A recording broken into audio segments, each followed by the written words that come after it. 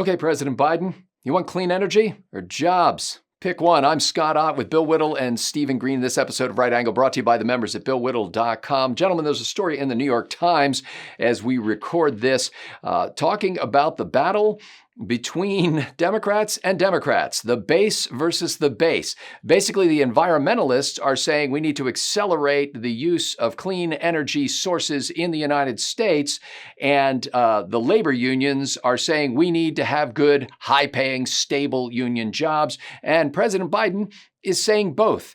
And that's a beautiful thing, except that they're mutually exclusive. In other words, right now there's very little manufacturing capacity in the United States for things like wind turbines, solar arrays, and batteries. There's some, but not much. All of that stuff is being made overseas, most of it being made in China. If we develop that capacity, Stephen Green, it could take until maybe the end of the decade until we're really up and running with that, which will slow down the deployment of offshore wind turbines, for example, and drive up the costs, perhaps making it to the point where consumers are not willing to pay the price of the electricity that's generated by the clean sources that are going to save the planet. Stephen Green, how does President Biden thread this needle between two very powerful, very important aspects of the Democratic base? Scott, you know what this is? This is the world's tiniest violin being played for Joe Biden's political troubles. Screw this guy and his coalition, too. Ugh. That's really all I want to say about that, but I will go into some details. You know, our situation with China reminds me of California's situation with neighboring states. California likes to brag about how much more, what proportion of their energy production in state is done by renewables. Well, the fact is California doesn't produce enough electricity for California, and they import electricity from places like Arizona, where they use one of those evil nuclear plants, and Nevada. And maybe they're even buying it from Oregon by now. I don't know. What I do know is that California is getting bragging rights by masking the problem by having other states do their dirty work for them. It's the same thing with our clean energy in China. I saw a video on YouTube not too long ago about just how dirty it is to make solar panels, because one of the primary ingredients in solar panels is coal. And so you've got all this carbon sequestered in the coal, and you can either release that carbon by burning the coal and making energy directly, or you can release the carbon by burning the coal to make solar panels that produce a lot less electricity. It's absolute madness. It writes itself. But we get to have these bragging rights about clean energy because we've exported the unsequestering of coal over to China instead of doing it here.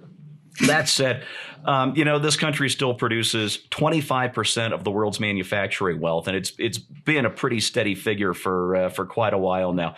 The thing is, we don't produce the things that you see on store shelves.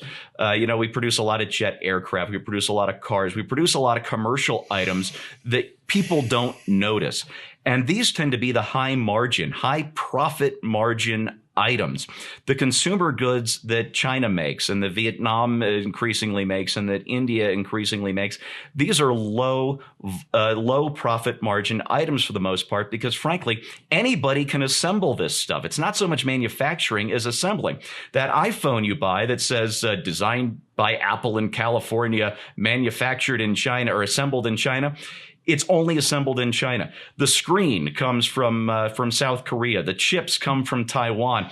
The camera comes from Japan. The gyroscope comes from Germany or Switzerland. All these high margin parts come together to be cheaply assembled in China. Those jobs aren't coming back here. We don't want those jobs here. They're low wage jobs for low profit margin items. The good stuff is in the guts. The good stuff is in the commercial aircraft. We still do that stuff. And when Joe Biden tells you those jobs are coming back here, he's lying. And he's also lying that this clean energy stuff is actually clean at all. Bill Whittle, Steve brings up an important point there that President Biden, in his address to a joint session of Congress, tried to make the explicit connection between the environmental movement and the whole climate change battle and something that is more of concern to blue-collar middle America, and that is, as President Biden would say, jobs, jobs, jobs. And I actually thought that that was somewhat of a smart move on his part to be able to make that explicit link, because there are a lot of people in middle America saying, yeah, I'd love to have to not have the East Coast completely flooded sometime in the distant future, but I need a job, and I need it now, and it needs to pay well. And so I thought Biden's political messaging there was astute. But as the New York Times, no friend of conservative Republicans, points out, that becomes very challenging. And when you start talking about jobs, it's like, what kind of jobs? Labor leaders are making demands that manufacturing be in the United States, because they understand that the majority of the jobs that we're really talking about right now are construction and installation jobs, not manufacturing jobs. And those are temporary and low pay. It's the manufacturing jobs that can possibly provide long-term, more stable employment at higher wages. Bill, is it just is there a way for the President of the United States, and not just for political purposes? I know what Steve said is correct. We don't care about the fortunes of this particular Democratic president. But as a country, clearly this is a direction the whole world is moving in, this clean energy movement. Does it make any sense at all to say, yeah, let's invest in the infrastructure to do manufacturing in the United States, even if it costs us more, because it'll be worth it in the long run? There is nothing about clean energy that makes any reasonable sense at all, period. And that's it. You can just continue down this path forever, but just to keep it as brief as possible, the dirty little secret about solar plants and wind plants is that they both have backup generators that are put into place when the sun goes down and when the wind stops blowing, which parenthetically reminds me that Joe, some use the image of a light bulb appearing over somebody's head for their. I think Joe's got a wind powered light bulb, on a calm day. That's why Every it's now so and then, a dim. little breeze kicks up. But seriously, you cannot not have power. So on those occasions where the so-called clean energy things are not generating power, you have to have a traditional power plant there to fill that gap. And because it's a smaller plant, it suffers from the economy of scale that you would have if you just put in a big plant in the first place. To give you an idea of how ridiculous this whole thing is, in California, they shut down the San Onofre nuclear plant, which I believe generated 1,600 megawatts of power, and replaced it with a solar cell farm, which generated 35 megawatts of power. And in California, and this is not a joke, I saw this from a physics point of view, I fell out of my chair. In California, we consider an energy generating plant, I'm not making this up, to be a reservoir on the top of a hill. And at nighttime, when the energy rates are lower, we pump water into the reservoir. And then at the daytime, when the energy rates are higher, we let it come down through a turbine and generate power at a higher rate. In other words, our energy source requires energy in order to create the energy that we're going to use later. We have to pump water from one place to another using electricity in order to get this electricity back at a more expensive rate. This is the kind of thing that makes California. You can go on and on with this forever. But basically, if you ask me, what seems to be happening is, it seems that Joe Biden is proposing that we use the inventiveness, the agility, and the rapid responsibility of the big federal government, combined with the ruthless efficiency of union labor, which is going to be what's going to be needed to provide the magical technology necessary to take us from 5 or 6% of our total energy needs to 100%. And this is how we're going to get it done. This is why we can't have nice things, Scott. And by the way, for all of you younger people out there, this is why we can't have socialism either. There was a remark made by one of the socialist Scandinavian countries. I think it was Sweden. And they basically said one of the reasons that we were able to do this is we were able to cut down, provide all these social benefits, is we just cut a lot of jobs out. And we have automated trolley cars. And this guy said that would never be allowed in America. There would have to be union drivers on these cars. Okay, there you go. But basically what he's saying is this. We are going to abandon the cleanest fossil fuel there is, which is natural gas, which we have in abundance. We are an energy exporter. There's more energy under the feet of Americans than there is any other place on the planet. We're going to give that up so that we can be dependent on foreign oil. And our savings, in order to do this, will be to save the planet, you see, by not releasing all this carbon, which means that our money is going to go to China so that China can burn coal to make solar power plants that then panels that then come back to the United States, which work part-time anyway, whose energy rate is 3 times what it is off of a natural gas-fired rate. And this is how we're going to save the planet. This is the big plan. All I have to say about this is I'm going to have to figure out some way to live long enough to see the number of suicides that are going to take place 40 years from now when the Earth is still here and everything's fine. I really want to be here for that. I really do. There's going to be a lot of people who are going to be very, very, very, very disappointed when they discover that these catastrophes that we are being shoehorned into don't happen. And just one final thing, just looking out the window.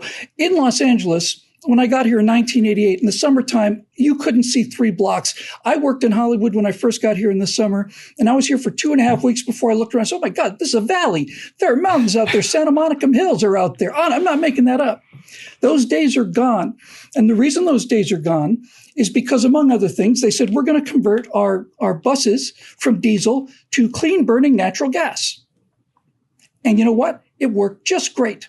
The air out there is spotless, absolutely clean, because we're burning natural gas, which we produce here. No. That's all going to go away because of some fantasy ideology. And you can argue with reality all you want to, but, it's like lots and lots of airplanes have collided with mountains, and the mountain wins every time, right? I hate to make an old-fashioned fuel analogy here, but I remember the great Earl Nightingale, who did a lot of motivational and positive mental attitude kind of audio programs years ago in books, talking about a guy who would stand in front of a stove and demand that the stove give him heat. And he said, there won't be any heat until you put some wood in it. Unless you're willing to put the fuel in there, there's no fire, there's no heat. And I think what we're seeing is 2 groups highlighted in this New York Times story, and then the third group being the journalists who wrote the story, really, who are shouting, give me heat, but they're not willing to do what it takes to get the heat. So the labor unions are demanding that they need good, high-paying jobs. The environmentalists are demanding that America quickly shift from a petroleum-based or fossil fuel-based society to a so-called clean energy, which, as Bill and Steve both pointed out, doesn't really exist, to shift to that basis. And in that story, there is nobody who's an entrepreneur who's saying, hey, I see a great opportunity in clean energy manufacturing plants in the United States of America. The reason why oil took off in the United States as a source of fuel is because there were entrepreneurs who said, hey, if I can get that stuff out of the ground and sell it to people, then I can make a profit on that. And then I can be successful and I can get a whole chain of these little distribution stations and refineries and wells and all that kind of stuff. There was motivation for personal growth and development in being able to pull oil out of the ground, refine it, and then sell it to other people. But when you have a system where the government is essentially saying, look, we want you to do this, but we got to admit, this is so bad, we're going to pay you to do it. We have to incentivize you to do this because there's no money in it. And then the entrepreneur looks at that and says, do I stake my fiscal future to the government's continued will to provide these incentives with no horizon in sight where it says it's actually going to make money on its own right? And so I don't know. I'm sure there are entrepreneurs out there. There are many, Elon Musk being one of them, who's creating battery plants and solar panels, stuff like that. But there was no input from the business industry entrepreneur part of the equation. And I think that's basically where the Democrats' proposals are cutting their own throats, because their entire scheme relies upon the government mandating that you do something, and then the government incentivizing you to do it, and then the government subsidizing it when it drives up the cost of production so much that people can no longer afford it. Once you solve that riddle, and my suggestion would be to rely on free markets and the motivation that individual people have to better themselves, well, then everything's going to be okay. Until you solve that riddle, you're just going to burn yourself out trying to make clean energy.